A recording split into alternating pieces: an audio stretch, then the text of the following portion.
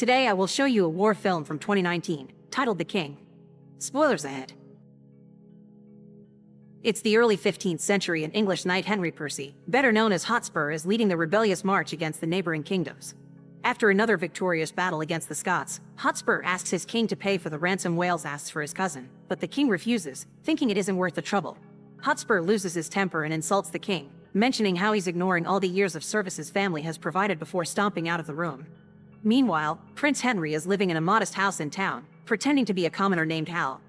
He has no interest in politics or the throne, and he spends his days in the company of women or drinking with his companion John Falstaff, who is a retired knight. One afternoon, he's approached by a messenger from the castle that informs him the king is ill and requests his son to go see him. At first, Henry turns down the invitation, but John talks to him later and convinces him that not going would be worse than confronting his father because he'll have to live all his life with the regret. Henry gives in and goes to see his father, who tells him what he already expected. Henry may be the oldest son, but he won't be king. The throne will go to his brother Thomas instead. The king knows Henry doesn't want the position anyway, but he felt it was his duty to say these things directly to his son. Henry is indeed perfectly fine with this decision, but he does get upset when he hears Thomas will march against Hotspur the next day. He doesn't think the new generation should get involved in their father's feuds, but Thomas ignores his worry. That night, Henry can't bring himself to have fun because he keeps thinking about Thomas putting himself in danger, so the following day he goes to see his brother on the battlefield. Thomas isn't happy to see him there, but Henry ignores his complaints because he isn't here to steal his glory. He just wants to save Thomas' life.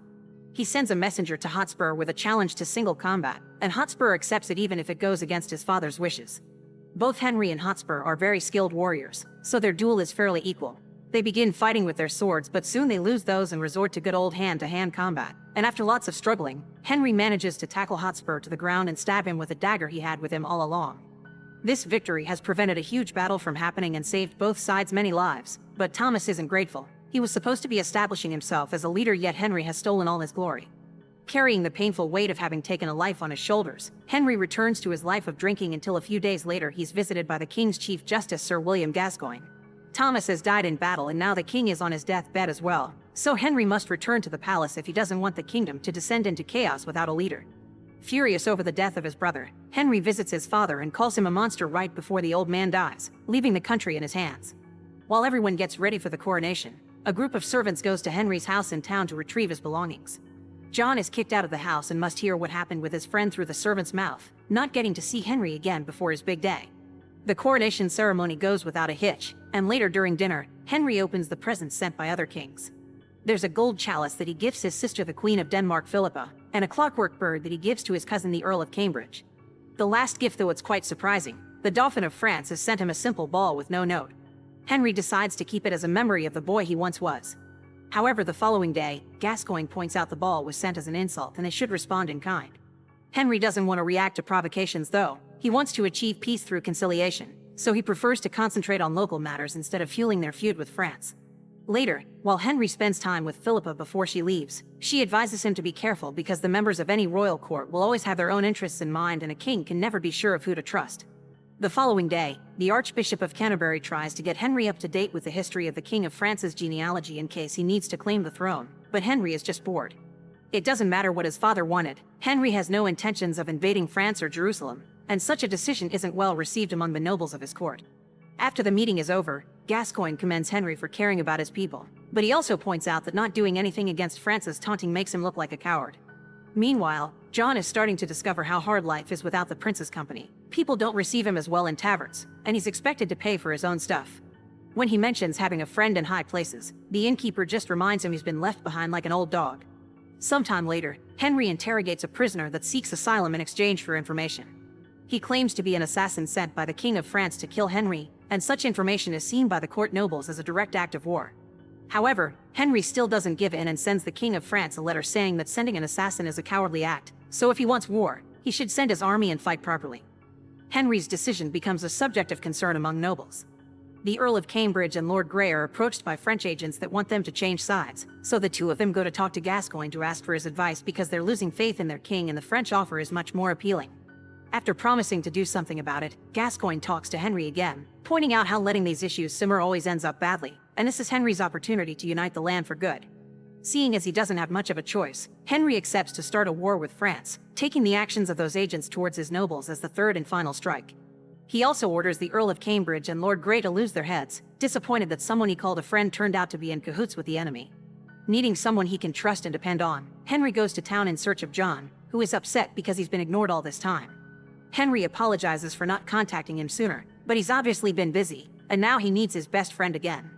He wants John to be the marshal of his chief military strategist, and John accepts under one condition: Henry must pay for his debt at the end.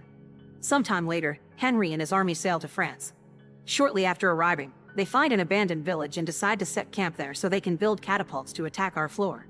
Henry wants to win this through a siege so he can avoid sacrificing men so soon, but days continue to pass without any results. The nobles are getting anxious and the archbishop insists on attacking, but Henry refuses, and this time, Gascoigne backs him up because it's important for them to establish a garrison stronghold here for their lines of supply from England. Fortunately, the plan does work and Harfleur surrenders. The leader asks for only one condition: for the women and the children to be freed, and Henry accepts giving them such mercy. Later, they're visited by Louis, the Dauphin of France, who proceeds to describe in disturbing detail what he will do to Henry and his army if they don't surrender now. Henry admits the tale was stirring, but only wishes the Dauphin good night before leaving the tent and asking John to get the army ready to march again. After many miles of traveling, the party sets up camp again and sends 3 young pages to gather wood. Luce finds them and kills 2 of them before sending the third one back with a head in his hands as a message. As a response, Henry orders John to kill all their French prisoners and send their bodies to be put on spikes by the river, but John refuses to obey because neither he nor Henry is that kind of bloodthirsty man. The next day, Henry and his army march again until they make it to the hills, where a blood-curdling surprise awaits them: Louis' army, which outnumbers them by a huge amount. The nobles advise Henry to retreat, but John cuts in, explaining he has a plan. The ground between armies is a flood bowl, and since John's sure it will rain tonight because his knee is aching, that ground will become a muddy bog. The French army is made of mounted men, which equals heavy armor and horses that will get stuck in the bog. Henry can send some men as bait to lure them out, and once they're stuck, the rest of Henry's army can attack on foot and while wearing no armor, so they should be able to move freely and quickly when the French can't. Together with Henry's skillful archers, this speed can prove to be an amazing advantage. The nobles think the plan is incredibly dumb, but Henry trusts John and decides to give him a chance. If it rains during the night, they'll attack in the morning. Fortunately, the prediction comes true and it rains during the night, so as soon as the sun rises, the army gets ready to execute the plan. Henry gets upset when he sees John get ready to lead the bait party, so he decides to pay Louis a visit to ask for a single combat as he had done with Hotspur. Louis turns down the offer, too confident in his bigger army and implying Henry is doing this because he's scared to lose the battle. Angry but still determined, Henry returns to his men and gives an encouraging speech before hiding in the woods while the bait team goes out to fight. Louis falls for the trap and sends half of his army out too, but they immediately get showered with arrows from Henry's archers and fall into the mud bog just as John had predicted. John's group does enough damage to slow down the French, and when Louis sends the rest of his men, Henry and his armor-less army join the battle on foot as planned. All of John's predictions continue to come true and Henry's men easily gain an advantage as the French struggle to fight in the bog. When Louis finally understands he's losing the battle, he comes to Henry seeking a duel, but Henry refuses to fight a prince that keeps slipping on the mud. Since Louis is making such an embarrassment of himself, Henry allows his soldiers to kill him instead. The entire army now truly respects Henry after such a glorious victory, but he doesn't have time to celebrate because he's found John's body. Upset and grieving, he orders his men to kill all the prisoners before they regroup.